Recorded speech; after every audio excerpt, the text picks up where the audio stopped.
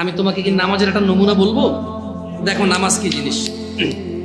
আল্লাহু আকবার বললে, তুমি সানা পড়লে, আউযু বিল্লাহ পড়লে, বিসমিল্লাহ পড়লে, আলহামদুলিল্লাহি রাব্বিল আলামিন মানে সূরা ফাতিহা পড়লে, সঙ্গে যে কোনো একটা সূরা হইলেই হলো, সঙ্গে যে কোনো সূরার বড় একটা আয়াত হইলে হইলো, অথবা ছোট ছোট 3টা আয়াত হলে চলবে। আমি কি তোমাকে ছোট 3টা আয়াত পড়ে শোনাবো?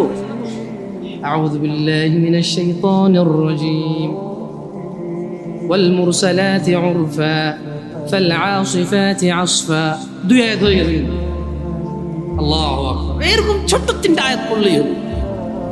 কুল হুয়াল্লাহু আহাদ আল্লাহুস সামাদ লাম ইয়ালিদ ওয়া লাম ইউলাদ ওয়া লাম ইয়াকুল লাহু কুফুয়ান আহাদ। তো জামশেদ ভাই, নামাজ সহজ কিভাবে?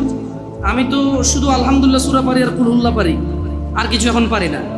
তো ঠিক আছে, তুমি প্রথম রাকাতে আলহামদুলিল্লাহ সূরা পড়ো, রুকুতে যাও। আচ্ছা, প্রথম রাকাতের রুকুতে সুবহান রাব্বিয়াল আযীম, সুবহান রাব্বিয়াল আযীম, সুবহান রাব্বিয়াল আযীম। দ্বিতীয় রাকাতের রুকুতে কি অন্য কিছু? সেম। আসলে কি প্রথম রাকাতে যেটা পড়ছি ওটাই, যদি 3 নম্বর রাকাত হয় তাইলে আল্লাহ 3 নম্বর রাকাতেও রুকুতে সেম, ভিন্ন কিছু না। তো খুব কঠিন কিছু মনে হচ্ছে না, ঠিক না? একটা মুখস্থ করতে পারলেই হলো। আচ্ছা, চতুর্থ রাকাতের রুকুতে কি পড়বো? সেম। আরে না, এখানে অনেকে সালাত আদায় করে না, বলে যে কঠিন, আমি সালাত করতে জানি না।